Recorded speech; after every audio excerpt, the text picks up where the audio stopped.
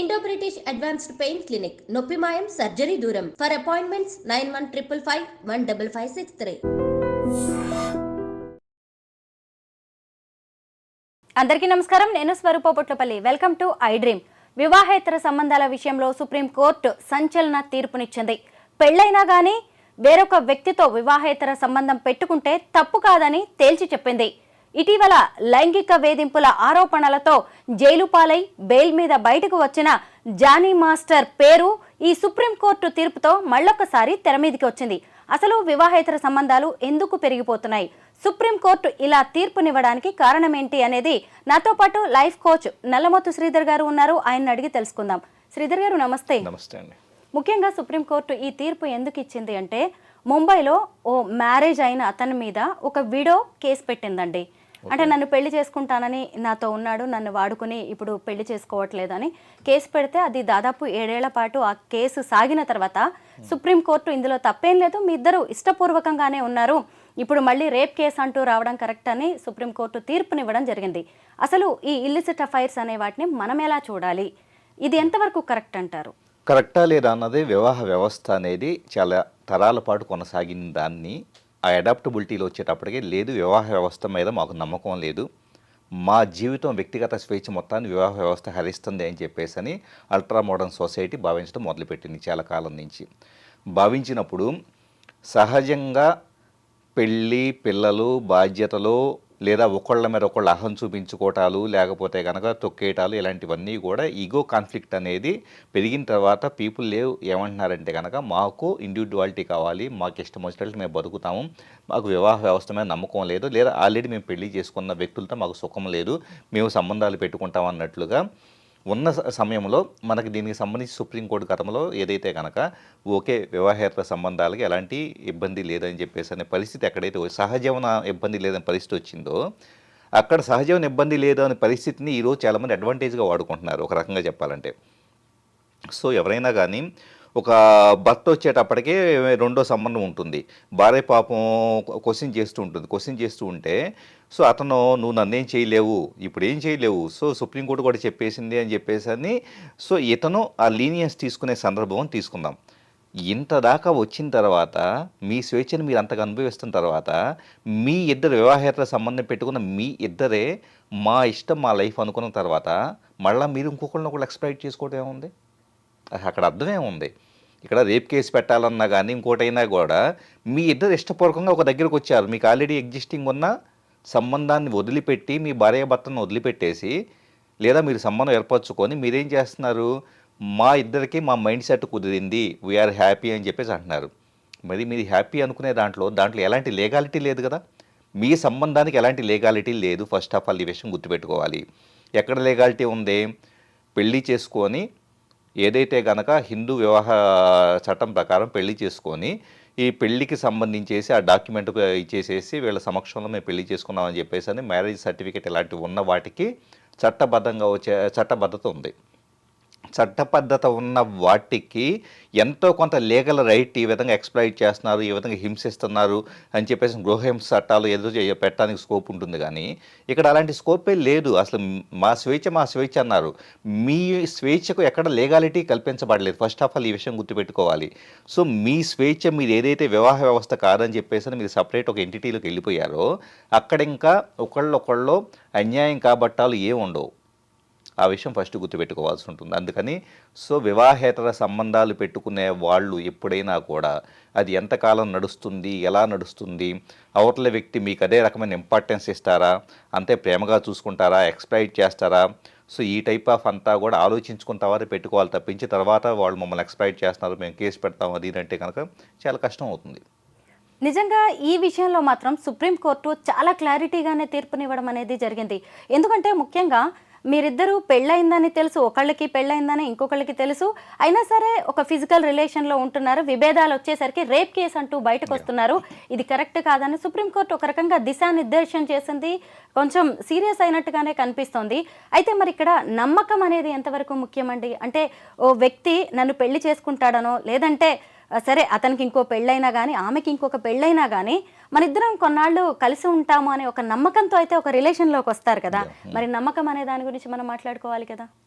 నమ్మకం అనేది మరి ఏర్పడబట్టే కదా మీరు ఆల్రెడీ చాలా కాలం పాటు పెళ్ళి అనే దాన్ని వాస్తవంగా పెళ్ళిలో వచ్చేటప్పటికి మీ బంధువులు ఉంటారు, మీ అటు ఇటు బంధువులు అందరూ స్నేహితులు అందరూ పెళ్ళి అనే ఒక వ్యవస్థలో ఒక పార్ట్గా ఉంటారు.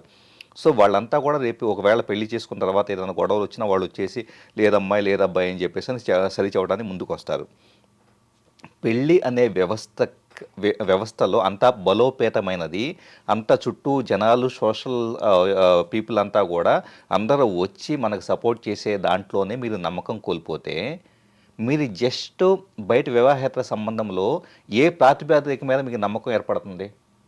ఏ ప్రాతిపదిక మీద? మీ వివాహం నచ్చకుండా దీని నుంచి ఒక డైవర్షన్ కోసం నమ్మకం ఇంకొక వ్యక్తి కావాలి, నాకు ఆల్రెడీ చేసుకున్న పెళ్ళి నచ్చలేదు అని చెప్పేసి సో నా జీవిత సహచరిని కానీ లేకపోతే భర్త కానీ సరిగా నచ్చలేదని మీరు ఇంకో సంబంధానికి వెళ్ళారంటే అక్కడ వీళ్ళు నచ్చకపోవడానికి అక్కడ నచ్చడానికి మీకు అక్కడ ఎంతకాలం పాటు మీకు నమ్మకం ఏర్పడింది? ఇక్కడ ఒక విషయం జరుగుతుంది స్వరూప గారు. యాక్చువల్లీ నా ఇష్టాలు ఇలాంటివన్నీ ఎలా ఏర్పడతాయి అంటే జస్ట్ ఒక 10-15 ఇష్టాలను చూసుకున్న తర్వాత ఓకే అంత బ్రహ్మాండంగా ఉంది, ఇతను నన్ను అర్థం చేసుకుంటున్నాడు, నాకు టైం ఇస్తున్నాడు, నన్ను కాఫీ షాప్ తీసుకెళ్తున్నాడు, నన్ను రెస్టారెంట్కి తీసుకెళ్తున్నాడు, ట్రిప్లకు తీసుకెళ్తున్నాడు, ఎక్కడ కావాలంటే బాలి వెళ్ళాం అక్కడికి వెళ్ళాం రకరకాలు చెప్పుకుంటారు, అయిపోతుంది. ఎంతకాలం పాటు? అతను ప్రొఫెషనల్ అయి ఉండొచ్చు, అతను అంతా పక్కన పెట్టేసేసి చాలా ఫోకస్డ్గా ఈ అమ్మాయి పట్ల కేరింగ్ తీసుకుంటూ ఉండొచ్చు. సో ఒక్కసారి పెళ్ళి వదిలేసేసుకొని ఇక్కడికి వచ్చిన తర్వాత ఆ ఇంపార్టెన్స్ 3-4 నెలల్లోనో లేదా సంవత్సరంలోనో పూర్తిగా తగ్గిపోతుంది. సో మరి ఏ ప్రాతిపదిక మీద నమ్మకం ఏర్పడుతుంది అమ్మాయికైనా అబ్బాయికైనా ఎదుటి వ్యక్తి మీద అంటే జస్ట్ మీకు ఎగ్జిస్టింగ్ రిలేషన్ మీకు మొహమొత్తింది కాబట్టి లేదా మీకు ఎగ్జిస్టింగ్ రిలేషన్లో మీరు కాన్ఫ్లిక్ట్ క్రియేట్ అవుతుంది కాబట్టి ప్రత్యామ్నాయంగా ఎంచుకుంటున్నారు తప్పించి అక్కడ నమ్మకం అనే విషయమే లేదు. 100% నమ్మకమే లేదు.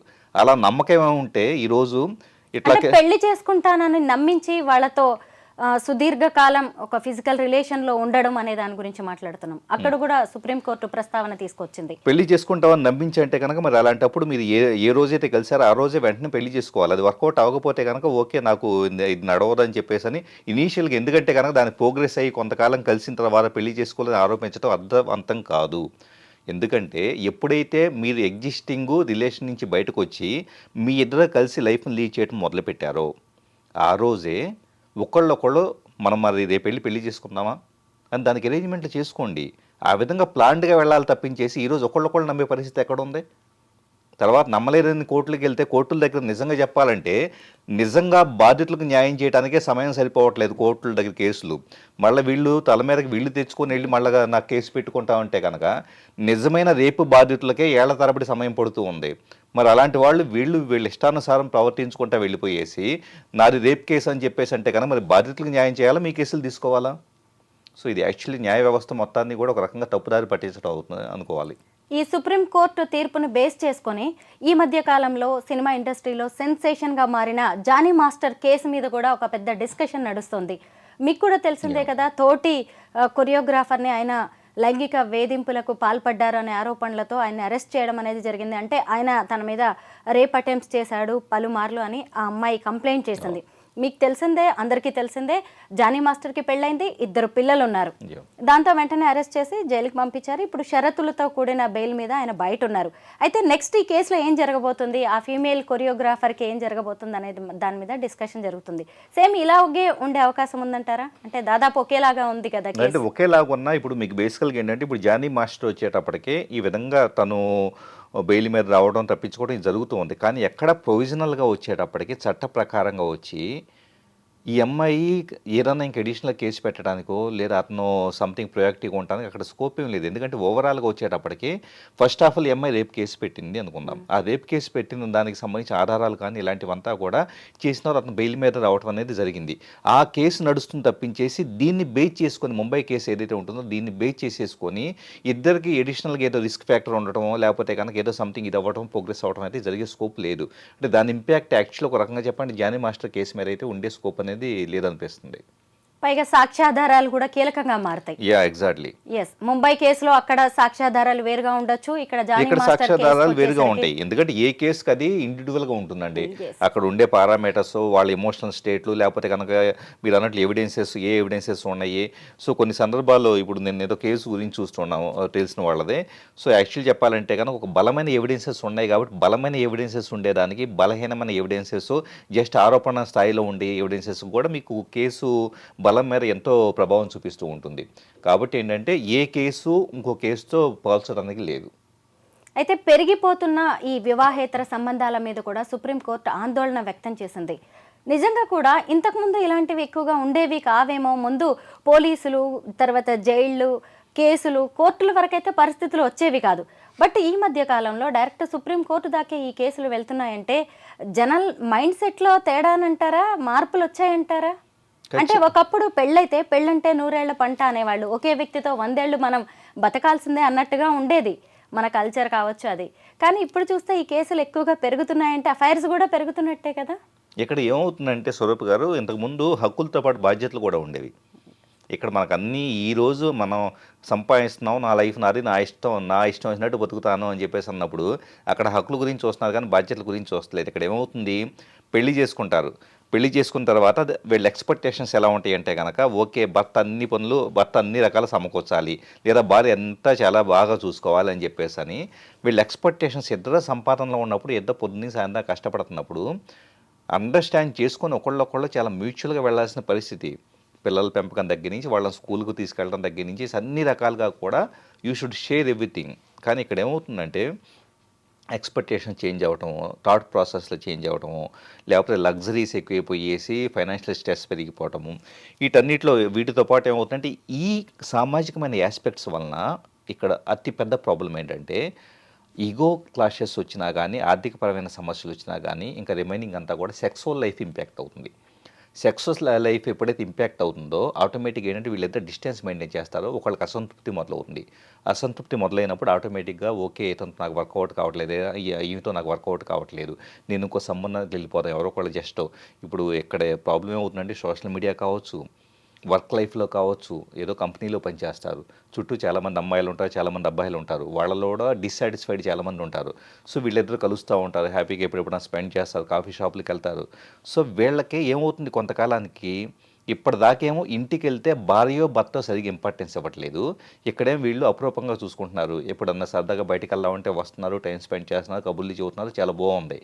సో ఈ ఫ్రాగ్మెంటెడ్గా కొద్దిసేపు పాటు ఒక అర్థం చేసుకునే మనిషి, ఎప్పుడు నాతో పాటు ఉండే మనిషి ఒకళ్ళు ఉన్నారని చెప్పేసి అనిపించగానే మనిషి ఆటోమేటిక్గా ఈ రిలేషన్ కంటే ఈ రిలేషన్ బాగుందని చెప్పేసి భావిస్తున్నాడు. అక్కడి నుంచి స్టార్ట్ అయిపోతుంది. అక్కడి నుంచి స్టార్ట్ అయిన తర్వాత ఇంట్లో హైడ్ చేయటం కావచ్చు, లేదా ఇంట్లో వాళ్ళు కొన్నాళ్ళకి తెలిసినా కూడా గొడవ దిగటం కావచ్చు, లేదా విడాకులు దాకా వెళ్ళటం కావచ్చు, ఇలా జరుగుతూ ఉన్నాయి.